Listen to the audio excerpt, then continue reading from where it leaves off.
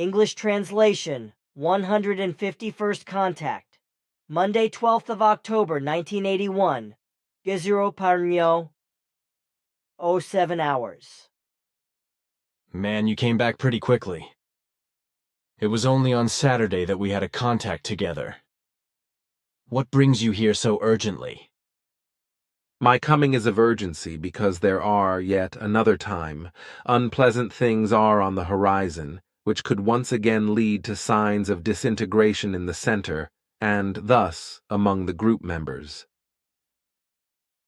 It is very unfortunate that such incidents occur again and again when new members are chosen. This time it concerns Thomas, for whom I already had to bring up a reproach. In anticipation that he would rebel against the issued regulations and ordinal rules, I have endeavored since Saturday morning for a detailed checkup about him. It became apparent with this that he rebels against the regulations and that he wants to share a corresponding document with you. In the course of this present day, you might receive this letter from him, but which you should not deal with in more detail, but rather hand it over to the responsible persons of the group, so the group's committee, which is competent and responsible for this. The committee has to take this important matter to hand and make it clear to Thomas that he is in the wrong and that he cannot continue being a group member in this manner. Exceptions cannot be approved anymore, not even for him. Consequently, he also has to adjust himself into the given ordinal rules. One exception immediately leads to the next exception for him, and the order is already broken again. We ourselves, as well as the long-standing group members, have collected enough experiences in this to know that this is actually so. Just one exception would inevitably lead to the beginning of a new destruction, which is why none can be allowed. Thomas is of the mistaken assumption that he can have special privileges for himself because he has set himself in a certain closer connection with Kay. Even though he must realize what the ordinal rules mean for all those who are to be regarded as group members or as those interested in the teaching and so on. The ordinal rules and the house rules, however, are also valid for him. So his ideas which he wants to submit to you are not acceptable, namely that he only wants to visit the center during visiting hours on Tuesday, in order to be together with Kay. However, this is just as unacceptable as also his idea that he could spend each Friday night to Saturday sleeping with Kay, without having to complete the established night watch, to work then on Saturday morning. He is a core group member, and as such he is incorporated into the regulations of the group and thus into the statutes and ordinal rules and house rules, which he has to heed and to fulfill. However, if he does not follow these from now on, then the statutory period is to be granted to him as a time to reflect and change, after which he is to be excluded from the group upon a failure to follow the rules, in accordance with the statute articles which state that the center must remain closed to him in the future. But I cannot give him the report to read because your instruction is that the reports may only be handed over to the group members once a month, so that also in this respect more order will finally prevail. That is of correctness, and this rule also should not be broken without exception. What can be done, however, is that in important concerns, the chairperson summons the respective group members to himself or herself, in order to read aloud the necessary details of each of these reports, but without handing over these reports for the personal inspection of the individuals concerned. However, this should only be handled in such a manner in urgent cases, and Thomas is currently such an urgent case. Then I have acted wrongly. How am I to understand that? Thomas asked me if he could examine the latest report pages. I then told him that this was not allowed, as a result of your instruction that the reports may only be released once a month at the meetings. Your explanation was of correctness, and thus represents no wrong action, even if Thomas, in his irrational and almost childish rebel sense, thinks that he could personally demand from you that you must provide him with the transmissions, which he will also address in his letter, like also the threat that he wants to take up a personal fight with me if I am not in accordance with his will. For my part, I find that such threats and demands are more than just malicious and destructive, and can only find a corresponding punishment, which, nevertheless, falls to the judicial power of the group's committee. Such Ausartungen, the getting very badly out of control of the good human nature, just cannot be tolerated in the group because they inevitably lead to new destruction, as was always the case.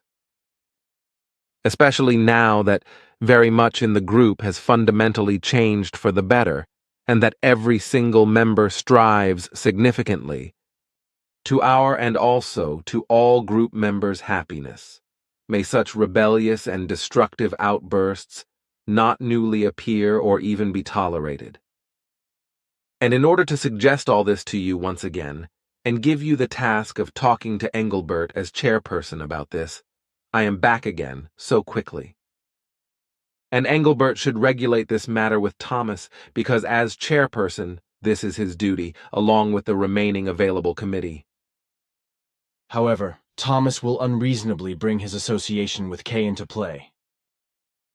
Nevertheless, no exception can be made, and moreover, Thomas knows the given rules as well as any other group member. But then I have a question. How do you handle such cases on Era? We know of no such problems because every human being on our world abides by the unwritten laws and recommendations. Schälchen 12.10. Nade 1. Dear Billy, it is now that I also have a huge problem. I am totally desperate. I just do not understand certain things at all anymore. I am also very sorry that I have to approach you. You already have enough problems, but you are the only one who can help me. So then, it's all about Kay, of course. What I feared has now happened much sooner. Specifically, it concerns being together with Kay. But I have to say something first. Namely, I know that I have made many mistakes recently, but I have tried to correct them as quickly as possible. For example, Night Watch. I also have no doubt that in time we will get it together. So, 1. A relationship between two partners must also work on itself. They must get to know each other and work out a unity. Is that of correctness? 2. If I had a girlfriend in Fairaltorf and I visited her twice a week to build up a partnership according to point 1, then Quetzal or the Figu would hardly have anything against it. Right? 3. But now I have stationed my friend at the Figu Mother Center. Should everything be different now? I need my time with K4. Now I come to the center to spend some time with her. But now I have to start working strictly according to house rules after 30 minutes. Idiotic, so I am punished for wanting to build a partnership with Kay.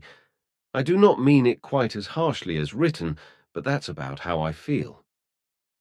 5. I talked to B about working.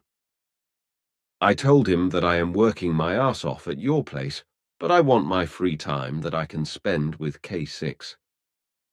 By stealth, I have now also found out that I am no longer allowed to sleep at her place either. Now tell me where I find the time for Kay. 7.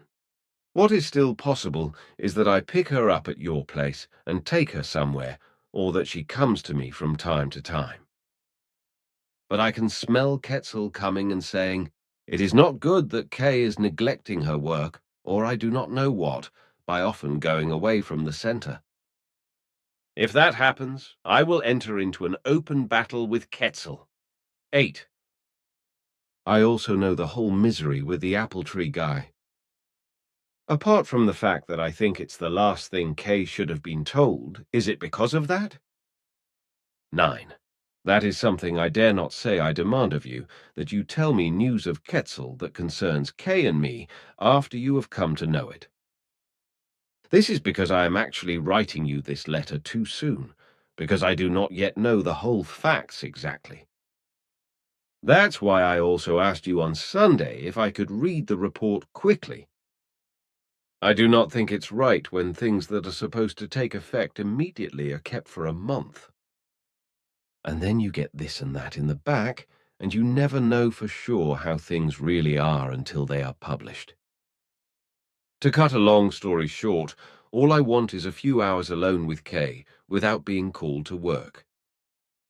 Because I see a huge difference between coming to the center to kill time and coming to be with my beloved. Now, a very concrete suggestion. I have actually given it some thought and have come to the conclusion that I would like to come to Kay on Tuesday, when it is visiting time anyway, until the witching hour, and on Friday overnight, so that I am ready for work at 8 hours in the morning. Is this really too much to ask? I am coming back to Kay on Tuesday, and I would be very, very glad if you would talk to me about this matter. I certainly would not have approached you if it had not almost torn me apart. I also know that I am oversensitive, but you cannot jump over your own shadow. You can only try very hard. Best wishes from... Quetzal's statement in sentence 32 was confirmed because the relationship resolved itself.